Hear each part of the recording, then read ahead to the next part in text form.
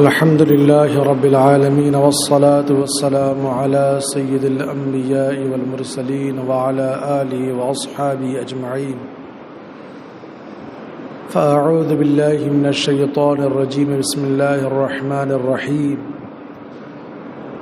يا أيها النبي حسبك الله ومن اتبعك من المؤمنين. صدق الله العظيم. آئیے ہم سب مل کر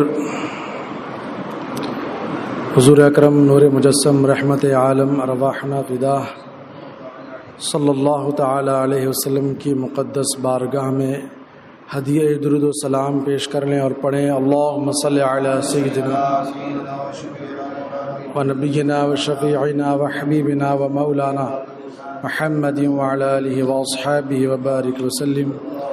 صلاة و سلام علیک یا سیدی یا رسول اللہ صلی اللہ تعالی علیہ وسلم. آئیے خلیفہ دوم حضرت امیر المؤمنین سیدنا فاروق اعظم رضی اللہ تعالیٰ عنہ کی بارگاہ میں نظمن بھی جو ہے خراج عقیدت پیش کر لیں.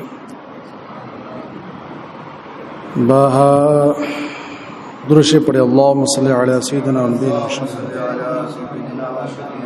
صلاۃ و سلام علیک یا سیدی یا رسول اللہ.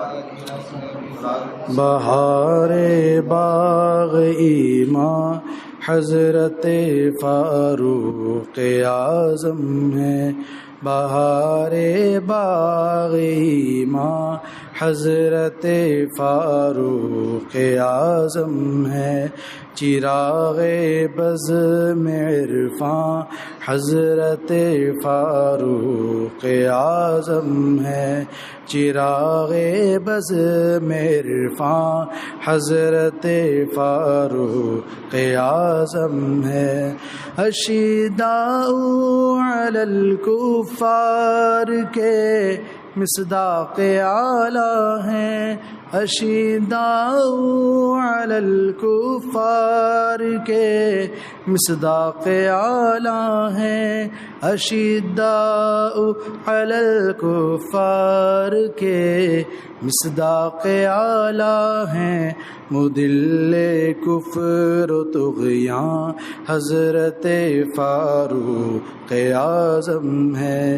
مدل کفر و طغیان حضرت فاروق اعظم ہے.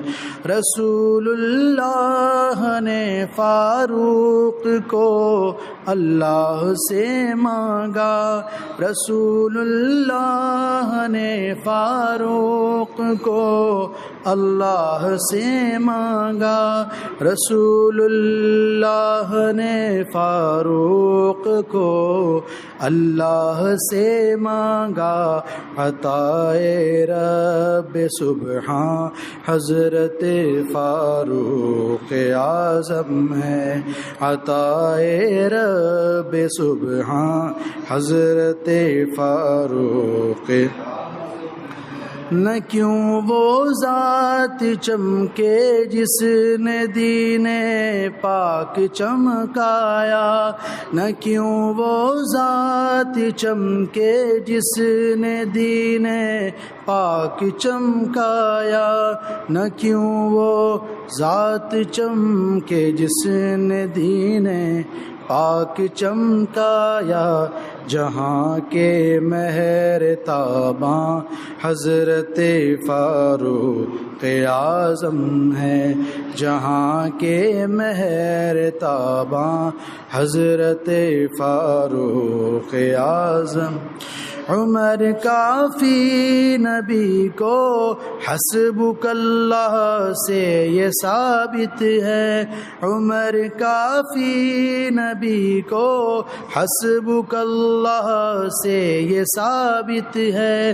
عمر کافی نبی کو حسبک اللہ سے یہ ثابت ہے. شاہد جن پہ قرآن حضرت فاروق فاروق اعظم ہے شاہد جن پہ قرآن حضرت فاروق اعظم ہے داماد علی و نازنین حضرت زہرا ہے داماد علی و نازنین حضرت زہرا ہے داماد علی و نازنین حضرت زہرا ہے سالک جن پہ نازاں حضرت فاروق اعظم ہے سالک جن پہ نازاں حضرت فاروق اعظم ہے۔ درود پاک پڑھیں، اللہم صلی علی سیدنا و نبینا و شفیعنا و حبیبنا و مولانا محمد وعلی آلہ و اصحابہ وبارک وسلم، صلاۃ و سلام علیک یا سیدی یا رسول اللہ صلی اللہ تعالی علیہ وسلم۔ اللہ تبارک و تعالی ارشاد فرماتا ہے، حسبک اللہ یا ایھا النبی حسبک اللہ ومن اتبعک من المؤمنین، یعنی اے غیب کی خبریں دینے والے نبی، اللہ تمہیں کافی ہے اور یہ جو مومنین تمہارے پیرو ہوئے۔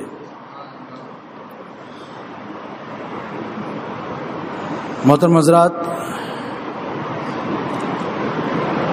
یہ آیت کریمہ ہے ان آیات میں سے جو حضرت عمر فاروق اعظم رضی اللہ تعالیٰ عنہ کی شان میں نازل ہوئی۔ آئیے حضرت مولا علی کرم اللہ تعالی وجہ الکریم سے اس آیت کریمہ کے بارے میں پوچھیں۔ حضرت علی فرماتے ہیں کہ جب تک کہ سیدنا عمر فاروق اعظم رضی اللہ تعالیٰ عنہ ایمان نہیں لائے تھے، ہمیں مومنین کا نام نہیں دیا گیا تھا، اور جب وہ ایمان لائے تو اللہ تبارک و تعالیٰ نے مومنین کے معزز نام ہمیں عطا فرمائے۔ حضرت عمر فاروق اعظم رضی اللہ تعالیٰ عنہ یہ کون ہے؟ یہ آقا دو عالم صلی اللہ تعالیٰ علیہ وسلم کے خلیفہ دوم ہیں۔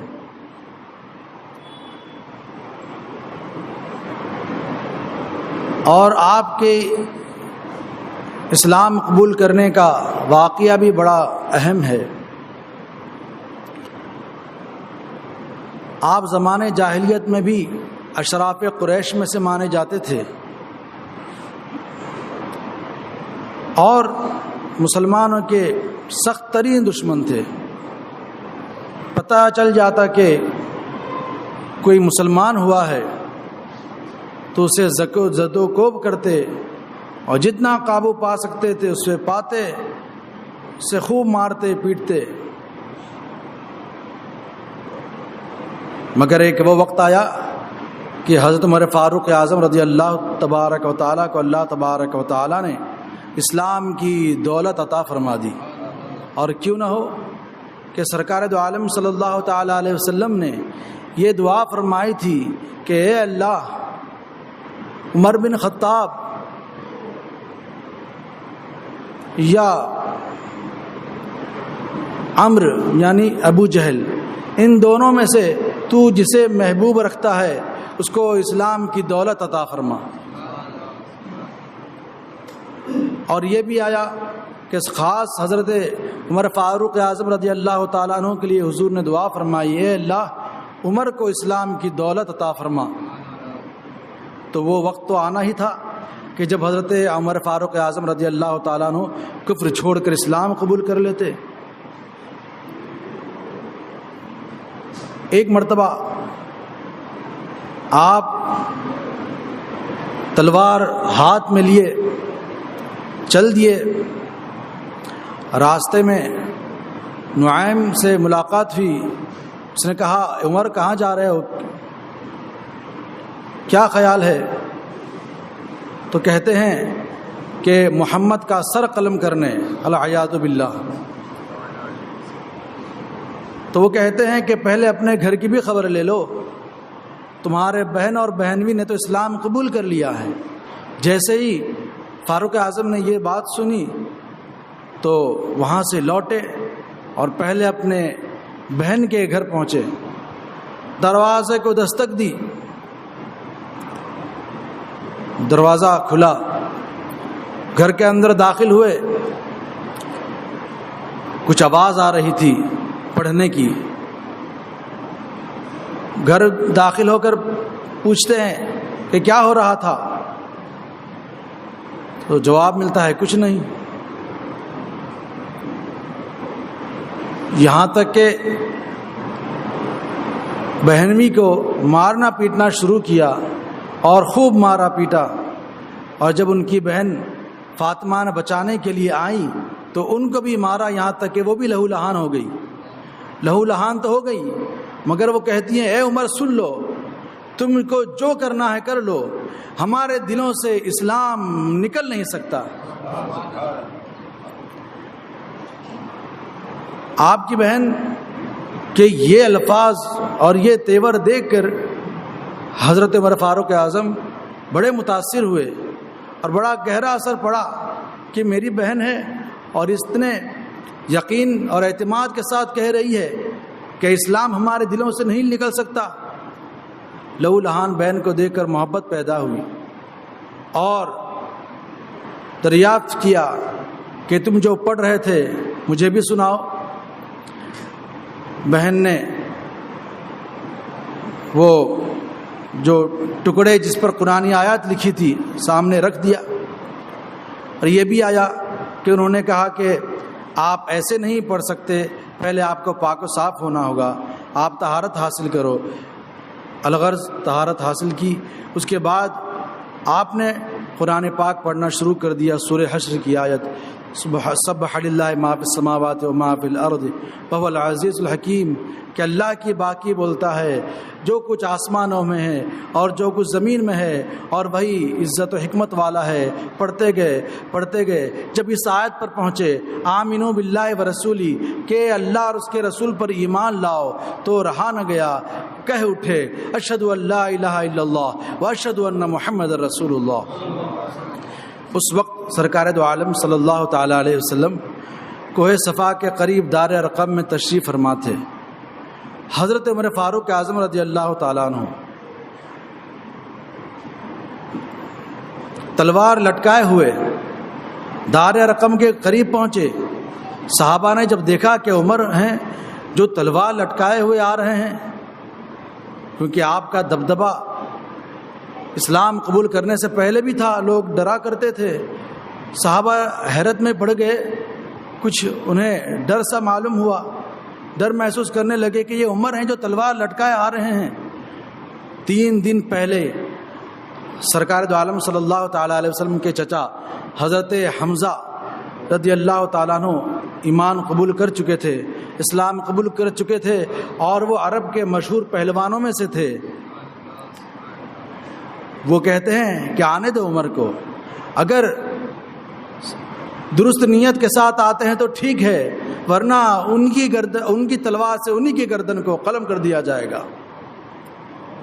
حضرت عمر فاروق اعظم رضی اللہ تعالیٰ عنہ تھے کہ اسلام قبول کرنے کے لیے انہوں نے دار رقم کا رخ کیا تھا، اندر داخل ہوئے۔ جیسے ہی اندر داخل ہوئے سرکار دو عالم صلی اللہ تعالیٰ علیہ وسلم خود بڑھ کر ان کے دامن کو پکڑ لیا اور فرمایا اے عمر کس مقصد سے آئے ہو؟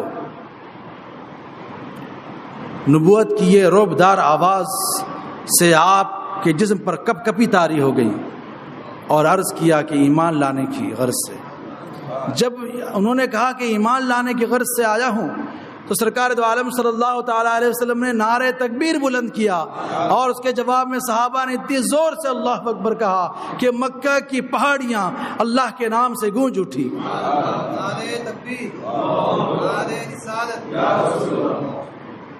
حضرت عمر فاروق اعظم رضی اللہ تعالیٰ عنہ ایمان لانے والوں میں 40ویں نمبر پر تھے، اور جب ایمان لائے تو اللہ تبارک و تعالیٰ نے حضور سے ارشاد فرمایا کہ اے نبی تمہیں کافی ہے اللہ اور وہ جتنے تمہارے پیرو ہوئے مسلمان۔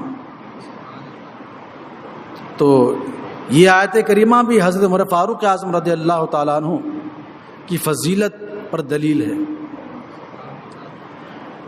جب فاروق اعظم رضی اللہ تعالیٰ عنہ ایمان لائے تو ایک انقلاب پیدا ہو گیا۔ پہلے لوگ چھپ چھپ کر عبادت کیا کرتے تھے، مگر حضرت عمر فاروق اعظم رضی اللہ تعالیٰ عنہ اسلام قبول کیا، عرض کرنے لگے اے اللہ کے رسول صلی اللہ تعالیٰ علیہ وسلم، کیا ہم حق پر نہیں ہیں؟ حضور نے فرمایا کیوں نہیں، ہم ہی حق پر ہیں۔ تو عرض کرتے ہیں پھر ہم چھپ چھپ کر کیوں عبادت کریں؟ یہ کہا، یہ عرض کیا، اور پھر اس کے بعد دو صفیں بنائی، ایک طرف حضرت حمزہ اور دوسری طرف عمر فاروق اعظم رضی اللہ تعالیٰ عنہ تھے۔ دو صفیں مل کر یہ سارے حرم کعبہ میں گئے اور اسلام کا پرچم بلند کیا۔ حضرت عبداللہ ابن سلام رضی اللہ تعالیٰ عنہ فرماتے ہیں کہ عمر کے اسلام قبول کرنے سے پہلے ہم چھپ چھپ کر عبادت کیا کرتے تھے، مگر عمر نے اسلام قبول کیا تو یہ مسلمانوں کی عظیم الشان فتح تھی کہ اس کے بعد ہم حرم کعبہ میں نماز پڑھنا شروع کر دیے، یہاں تک کہ کعبے کا طواف کرنے لگے اور کعبے کے ارد گرد ہم بیٹھنے لگے۔ تبھی تو اعلیٰ حضرت خاموش نہیں رہے، اس بات پر پکار اٹھے، ناریوں کا دور تھا، دل جل رہا تھا نور کا، عمر تم کو دیکھا ہو گیا ٹھنڈا کلیجہ نور کا۔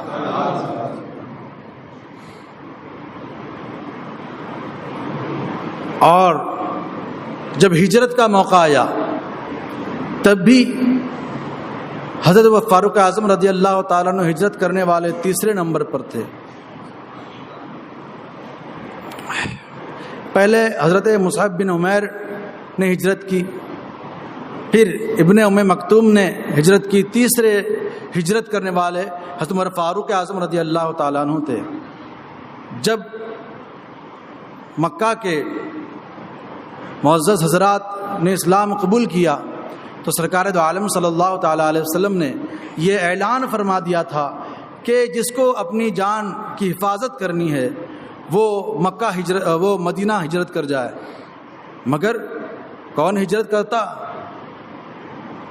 جو ہجرت کیے حضرت مصعب بن عمیر اور ابن ام مکتوم چھپ کر کیے، مگر حضرت عمر فاروق اعظم رضی اللہ تعالیٰ عنہ نے ہجرت کی علل اعلان 20 لوگوں کے ساتھ، اور یہ طریقہ اپنایا کہ پہلے حرم کعبہ میں گئے اور 7 طواف کیے، مقام ابراہیم پر آئے، اطمینان کے ساتھ نماز پڑھی، اور وہیں حرم کے صحن میں عرب کے بڑے بڑے سردار کفار موجود تھے، مگر فاروق اعظم رضی اللہ تعالیٰ عنہ نے یہ طریقہ اپنایا کہ تلوار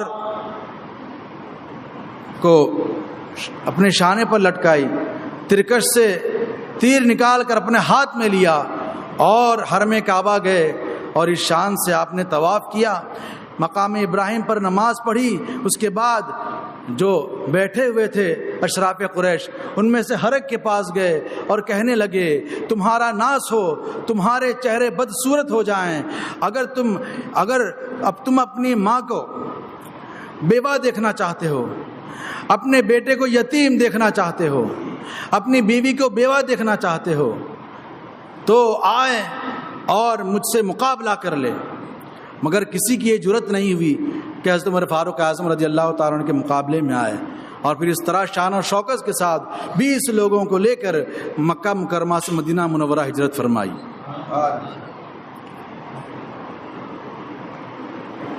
حضرت عمر فاروق اعظم رضی اللہ تعالیٰ عنہ نے ہجرت فرمائی تو آپ کے بعد پھر یہ سلسلہ جاری ہو گیا ہجرت کا، پھر صحابہ ہجرت کرنے لگے اور قافلے کا قافلہ مکہ مکرمہ سے مدینہ منورہ ہجرت کرنے لگا۔ حضرت عمر فاروق اعظم رضی اللہ تعالیٰ عنہ کی بہت سی کرامتیں بھی ہیں، بہت سی کرامتیں ہیں۔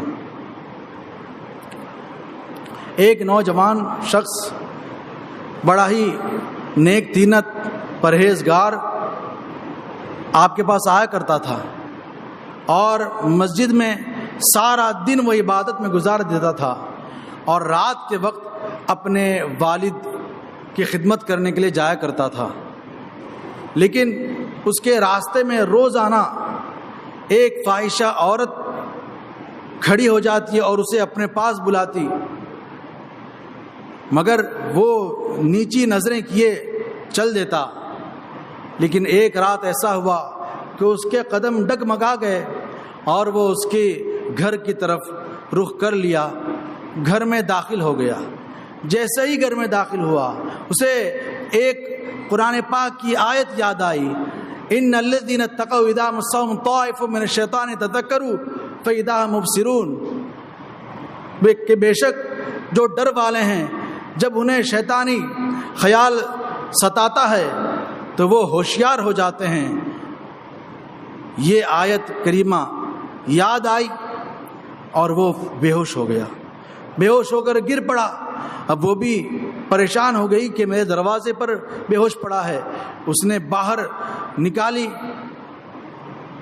اور گھر پر جب وہ نہیں پہنچا تو اس کے والد انتظار کرتے کرتے کافی دیر جب ہو گئی تو اپنے بیٹے کی تلاش میں نکلے، یہاں تک کہ اس جگہ پہنچ گئے جہاں وہ بے ہوش پڑا تھا۔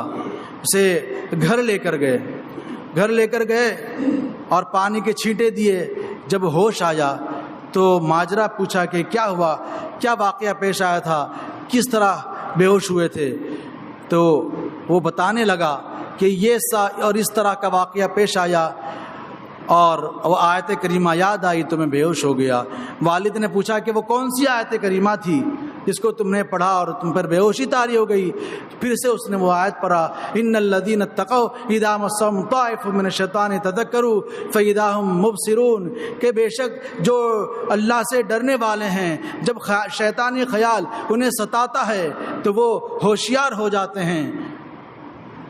یہ پڑھ کر پھر بے ہوش ہو گیا۔ گھر والوں نے بہت اٹھانے کی کوشش کی لیکن کچھ دیر بعد اس کی روح قفس عنصری سے پرواز کر چکی تھی، وہ جو ہے دنیا سے چل بسا تھا۔ والد نے جلدی سے غسل و کفن کا اہتمام کیا اور دفنا بھی دیا۔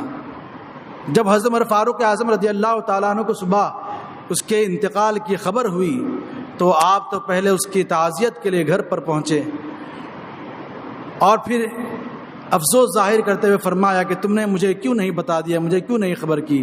اس نے کہا حضور اے خلیفۃ المسلمین، نامناسب سمجھا کہ رات گئے دیر آپ کو اٹھانا اور پریشان کرنا میں نے مناسب نہیں سمجھا۔ تو حضرت عمر فاروق اعظم نے فرمایا کہ مجھے اس کی قبر پر لے چلو۔ جب قبر پر لے چلے، جب قبر پر پہنچے تو فاروق اعظم نے اس سے خطاب فرمایا، اس سے دریافت فرما رہے ہیں۔ اور میں آپ سے یہاں یہ پوچھنا چاہوں گا کہ جو قبر کے اندر ہو اور قبر کے اندر جب آدمی ہوتا ہے اس کے اوپر کتنی مٹی جو ہے وہ آ جاتی ہے، تو باہر قبر والا اگر کچھ بولے تو کیا قبر والا سنے گا؟ نہیں۔ قبر کے اندر سے کچھ آواز آئے تو کیا باہر والا سنے گا؟ نہیں۔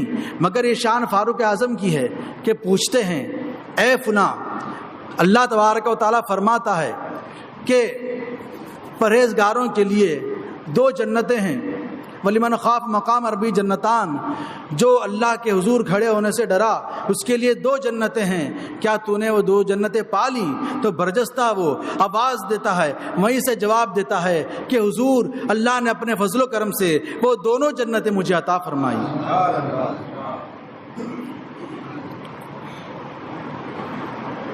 حضرت عمر فاروق اعظم رضی اللہ تعالیٰ عنہ اپنے دور خلافت میں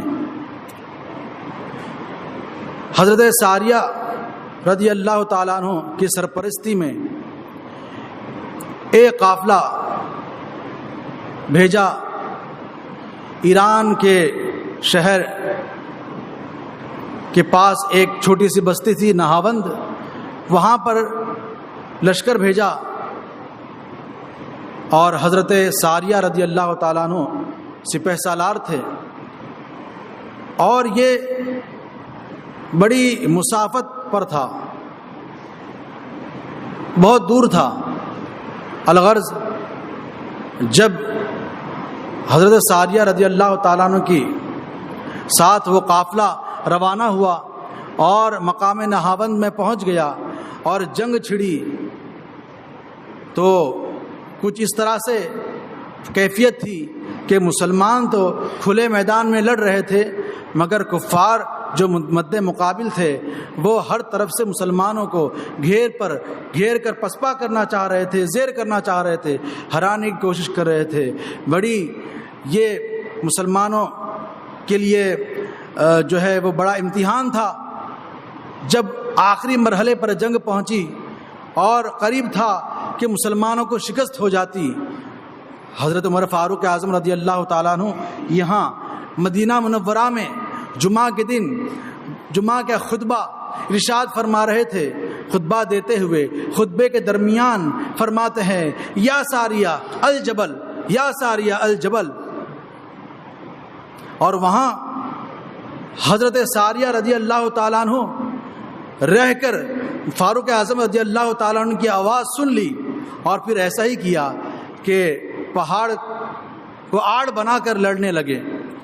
تو اس کے بعد جنگ کا پاسا ہی پلٹ گیا۔ کفار تھے کہ جو فتح و کامرانی کی ڈگار پر تھے، قریب تھا کہ وہ جو ہے کامیاب ہو جاتے، فتح و کامرانی ان کے حصے میں آتی، مگر حضرت فاروق اعظم رضی اللہ تعالیٰ عنہ نے وہیں سے نصیحت کی، نشاندہی کی اور فرمایا، اے ساریہ تم پہاڑ کی آڑ لے لو اور پھر اس طرح سے لڑو۔ اور اس طرح سے جب لڑا گیا تو کچھ ہی دیر میں کفار جو ہے بھاگنے پر مجبور ہوئے اور مسلمانوں کی فتح و کامرانی ہوئی۔ اور یہاں حضرت عمر فاروق اعظم رضی اللہ تعالیٰ عنہ جمعہ کی نماز سے جب فارغ ہوئے تو لوگ حیرت و استعجاب میں تھے کہ آج ہم نے خطبے کے دوران جو سنا، بڑا یہ غور کا مقام ہے کہ حضرت فاروق اعظم نے یہ کیا جملہ ارشاد فرمایا۔ یہ تو خطبے کے سیاق و سباق سے بھی میل نہیں کھاتا تھا، یہ تو کوئی ایک الگ ندائیہ کلمہ تھا۔ یہاں تک کہ حضرت عبد الرحمن بن عوف رضی اللہ تعالیٰ عنہ حضرت عمر فاروق اعظم سے پوچھ ہی لیا کہ حضور آج ہم نے خطبے کے دوران جو کلمہ سنا وہ ایسا تھا کہ خطبے سے اس کا تعلق معلوم نہیں ہو رہا تھا، یہ کیا ماجرا ہے، آپ نے کیا کہا، کس کو کہا؟ ایسا لگ رہا تھا کہ آپ کسی کے سے فرما رہے ہیں، پکار رہے ہیں، ندا کر رہے ہیں۔ حضرت عمر فاروق اعظم رضی اللہ تعالیٰ عنہ فرماتے ہیں کہ میں دیکھا کہ نہاوند میں جو ساریہ کی سرپرستی میں جو مسلمانوں کا قافلہ کفار سے لڑ رہا تھا، جنگ کر رہا تھا، میں دیکھا کہ ان قریب اس کو شکست ہو جاتی، تو میں نے مجھ سے رہا نہیں گیا اور میں نے یہیں سے پکارا اور ساریہ سے کہا کہ اے ساریہ پہاڑ کی آڑ لے کر لڑ، یہاں تک کہ اسی طرح انہوں نے لڑا اور انہیں فتح و کامیابی حاصل ہوئی۔ یہ کیا ہے؟ حضرت عمر فاروق اعظم رضی اللہ تعالیٰ عنہ کی کرامت۔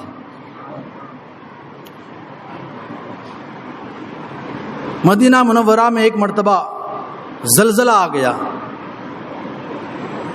زمین جو ہے وہ کانپنے لگی، تو اس پر فاروق اعظم رضی اللہ تعالیٰ عنہ ذکر و اذکار کرنے لگے، کچھ دیر تک کیے، مگر جو ہے وہ تھمنے کا نام نہیں لے رہا تھا زلزلہ۔ تو فاروق اعظم کو جلال آیا اور اپنا درہ زمین پر مارنے لگے اور کہنے لگے، اے زمین، کیا عمر نے اپنے دور خلافت میں کیا کسی سے انصاف سے کام نہیں لیا؟ کیا عدل و انصاف سے کسی سے کام نہیں لیا؟ بس اتنا کہنا تھا کہ وہ زلزلہ بند ہو گیا، وہ زمین ٹھہر گئی۔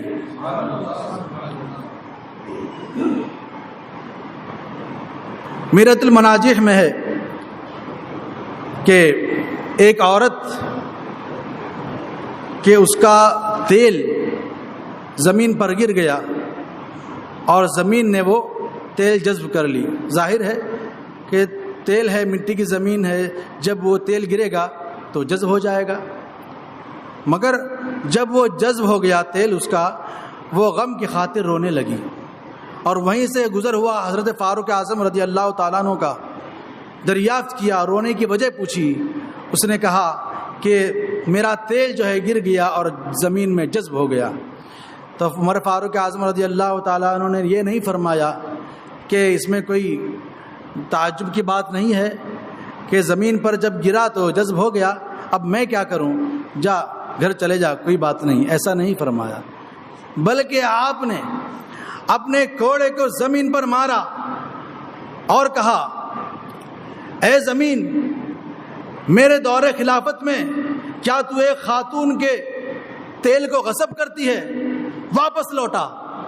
جیسا ہی یہ فرمایا تو تیل زمین سے ابل آئی اور زمین سے تیل باہر آ گیا، اور وہ عورت برتن میں اپنا تیل اٹھا کر لے گئی۔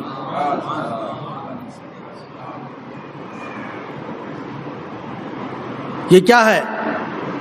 حضرت فاروق اعظم رضی اللہ تعالیٰ عنہ کی کرامت۔ اسی طرح آپ اگر فاروق اعظم رضی اللہ تعالیٰ عنہ کی کرامت دیکھیں گے تو ایک آپ کو فہرست ملے گی۔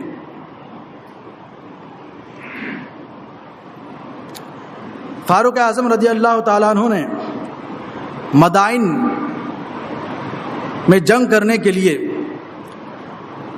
حضرت سعد بن ابی وقاص رضی اللہ تعالیٰ عنہ کو سپہ سالار بنایا، اور حضرت خالد بن ولید رضی اللہ تعالیٰ عنہ کی قیادت تھی۔ وہ قافلہ روانہ ہوا اور راستے میں دریائے دجلہ آ گیا، اور مدائن پہنچنے کے لیے دریائے دجلہ کو پار کرنا ہی تھا، اس کے سوا کوئی راستہ نہیں تھا۔ جب پہنچا وہ قافلہ دریائے دجلہ کے کنارے پر تو کوئی کشتی نہیں، جانے کی کوئی سبیل نہیں، کوئی راستہ نہیں، کس طرح جائے، انتظار میں رہے کہ کوئی سراغ مل جائے، کسی کشتی کا انتظام ہو جائے، مگر کشتی کا دور تک کے کوئی نام و نشان نہیں تھا۔ تو پہنچنا بھی تھا جلدی، تو کیا کرتے؟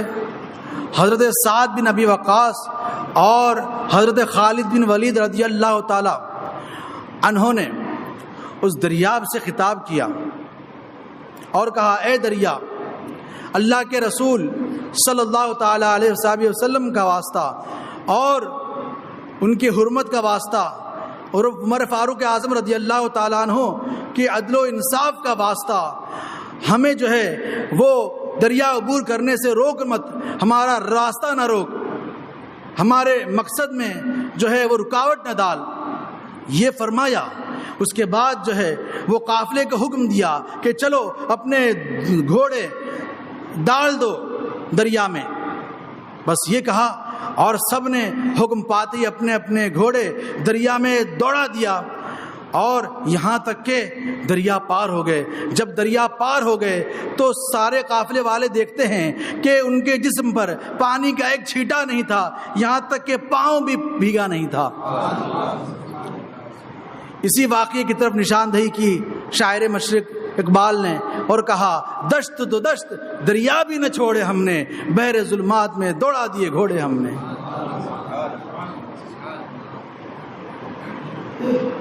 حضرت عمر فاروق اعظم رضی اللہ تعالیٰ عنہ کا یہ دبدبہ تھا، آپ کا یہ رعب تھا کہ آپ کی فرما برداری زمین بھی کرتی ہے، اور تیل جو زمین کے اندر جذب ہو گیا تھا وہ بھی دبدبے فاروق کو تاب میں نہ لا سکا اور ظاہر کر دیا اپنے آپ کو۔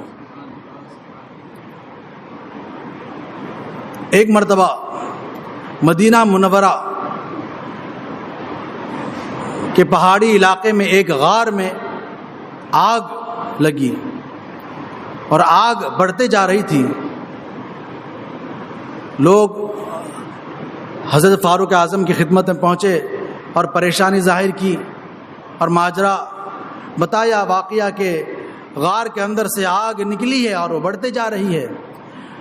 تو حضرت عمر فاروق اعظم رضی اللہ تعالیٰ عنہ نے حضرت تمیم داری رضی اللہ تعالی عنہ کو اپنی چادر عطا فرمائی، چادر عطا فرمائی، اور یہ نہیں فرمایا کہ وہ جو جہاں سے آگ نکل رہی ہے اس کے اوپر ڈال دو، یہ نہیں فرمایا۔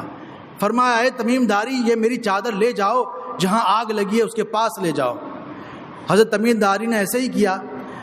فاروق اعظم رضی اللہ تعالیٰ عنہ کی چادر بس اس آگ کے قریب لے گئے تو دیکھتے ہیں کہ وہ آگ بجھنے لگی، پیچھے ہٹنے لگی، یہاں تک کہ غار کے اندر پھر سے چلے گئی۔ جب حضرت تمیم داری رضی اللہ تعالیٰ عنہ غار کے اندر پہنچے تو وہ پوری طرح سے بجھ ہو گئی، اس طرح سے کہ آگ لگی ہی نہیں تھی۔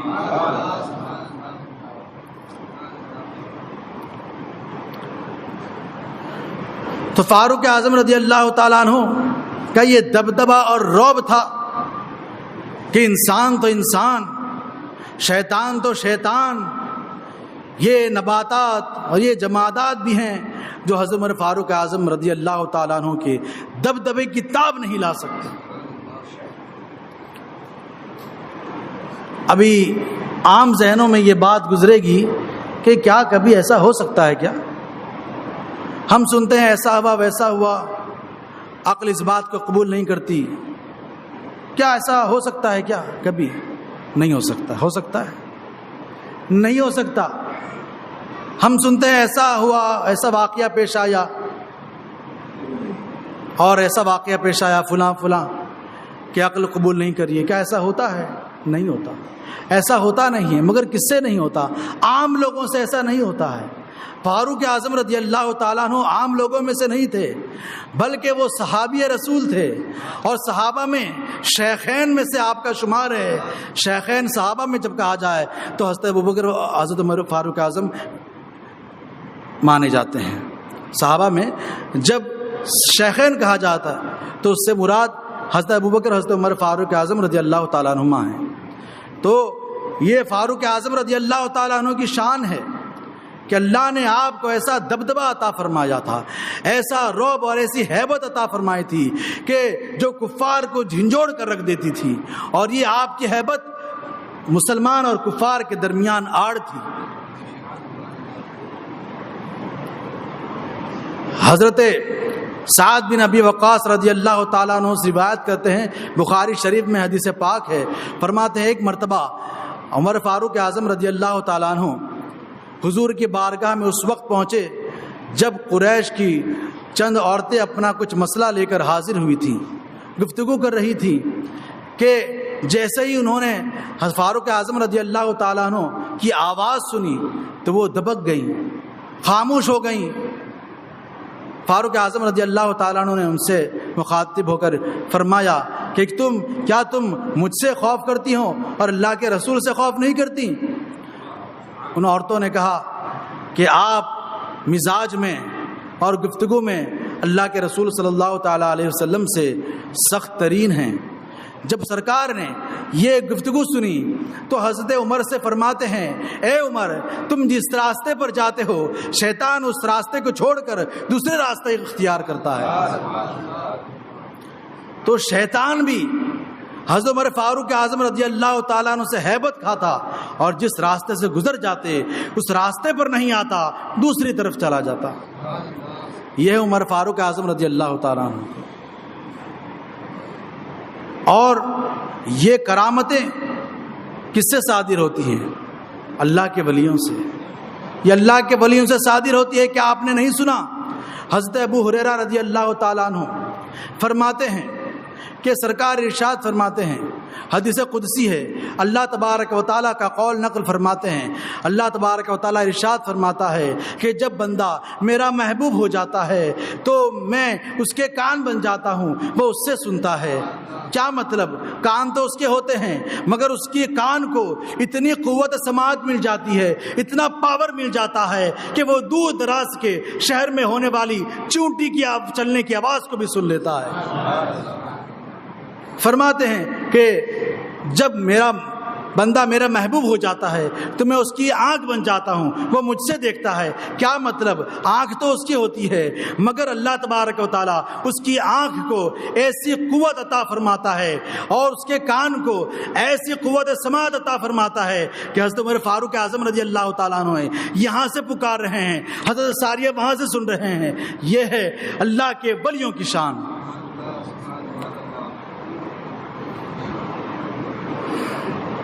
حضرت فاروق اعظم رضی اللہ تعالیٰ عنہ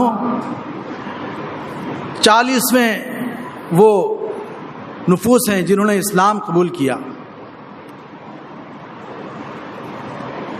حضرت فاروق اعظم رضی اللہ تعالیٰ عنہ کا عدل و انصاف بڑا مشہور ہے، جیسے صدیق اکبر کی صداقت مشہور ہے، تو فاروق اعظم کی عدالت، تو عثمان غنی کی سخاوت، تو حضرت علی کی شجاعت، چاروں خلفاء کا ایک ایک وصف بہت مشہور ہوا۔ حضرت عمر فاروق اعظم رضی اللہ تعالیٰ عنہ کی جو ہے وہ عدالت، آپ کی انصاف اور عدل و انصاف کے معاملات بہت مشہور ہیں۔ ایک بڑا مشہور واقعہ ہے، ہم سنتے رہتے ہیں کہ یہودی اور ایک منافق کے درمیان کسی بات میں نزاع ہو گیا، جھگڑا ہو گیا، اختلاف ہو گیا۔ یہودی جو ہے وہ اس منافق کو حضور کی خدمت میں لے کر پہنچا، اس لیے کہ یہ مسلمانوں کے سردار ہیں، مسلمانوں کے نبی ہیں، تو یہ فیصلہ فرما دیں گے۔ اور یہ تو لوگوں کو معلوم تھا کہ مسلمانوں کے جو امیر ہیں، مسلمانوں کے جو سردار ہیں، جو نبی ہیں ان کے، وہ امین اور صادق ہیں۔ اعلان نبوت سے پہلے ہی لوگ آپ کے پاس امانت جمع کیا کرتے تھے، اور الامین آپ کا لقب مشہور تھا۔ لہذا یہودی تھا مگر یہ جانتا تھا، اگرچہ اس کا ایمان نہیں تھا مگر جانتا تھا کہ یہ جو مسلمانوں کے سردار ہیں یہ سچے ہیں، فیصلہ کریں گے تو سچ پر فیصلہ کریں گے، جھوٹا فیصلہ نہیں کر سکتے۔ منافقین کے ساتھ سرکار علیہ الصلوۃ والسلام کی بارگاہ میں پہنچا اور سرکار نے ان کا ماجرا سنا اور اس کے بعد یہودی کے حق میں فیصلہ کیا۔ یہودی کے حق میں فیصلہ کیا، اگر کوئی سچا مسلمان ہوتا تو اس فیصلے کو تسلیم کر لیتا، اس فیصلے کو اپنے جان سے لگاتا، سر خم تسلیم کر لیتا، مگر وہ تو منافق تھا۔ منافق کسے کہتے ہیں؟ سرکار علیہ الصلوۃ والسلام کے زمانہ مبارکہ میں جو لوگ اپنے حلقوں میں تو اپنے آپ کو کافر ثابت کرتے، مگر مسلمانوں میں آتے تو مسلمانوں کو یہ بتاتے کہ ہم مسلمان ہیں، مگر حقیقت میں مسلمان نہیں ہوتے، صرف مسلمانوں کے درمیان اس لیے وہ آتے تھے کہ مسلمانوں کے راز و نیاز کی باتیں ہم کفار تک پہنچائیں، تو ایسوں کو منافق کہا جاتا تھا۔ تو یہ منافقین میں سے تھا، فیصلہ حضور کا قبول نہیں کیا اور پھر کہا کہ میں عمر سے فیصلہ کرانا چاہتا ہوں۔ اس نے کہا کہ تم عجیب انسان معلوم ہوتے ہو، تمہارے نبی ہیں، تمہارے سردار ہیں، یہ بڑی عدالت ہے، کیا کوئی بڑی عدالت سے چھوٹی عدالت میں جاتا ہے؟ تمہارے آقا نے میرے حق میں فیصلہ فرما دیا ہے، پھر تم کہاں اور جا رہے ہو؟ لیکن اس نے یہ سوچ کر کہ عمر فاروق اعظم رضی اللہ تعالیٰ عنہ اسلام کے معاملے میں تو بڑے سخت ہیں، وہ جب دیکھیں گے کہ میں مسلمان ہوں اور یہ کافر ہے تو میرے حق میں فیصلہ فرما دیں گے، ضد کر کے لے گیا فاروق اعظم کی بارگاہ میں اور کہنے لگا جا کر کہ حضور سنیں میری بات، میں مسلمان ہوں، یہ یہودی ہے، میں مسلمان ہوں، یہ یہودی ہے۔ یہودی نے کہا حضور آپ میری بھی بات سن لیں، بات یہ ہے کہ آپ سے پہلے ہم آپ کے سردار، آپ کے آقا و مولا، آپ کے نبی جو ہیں محمد صلی اللہ تعالیٰ علیہ وسلم، اپنی زبان میں کہا، اپنے انداز میں، ان کے پاس گئے تھے اور ہم نے اپنا واقعہ پیش کیا تو آپ کے سردار نے میرے حق میں فیصلہ فرمایا ہے، مگر یہ کہتا ہے کہ میں فیصلہ قبول نہیں کروں گا، اگر فیصلہ مانوں گا تو عمر کا فیصلہ مانوں گا، عمر کا۔ حضرت عمر فاروق اعظم رضی اللہ تعالیٰ عنہ ہے۔ ارے یہ کتنی بڑی گستاخی کی بات تھی کہ مسلمان اپنے آپ کو کہلانے والا ہے، مگر اتنا بڑا جرم کہ وہ کہتا ہے کہ میں اللہ کے رسول کا فیصلہ قبول نہیں کروں گا۔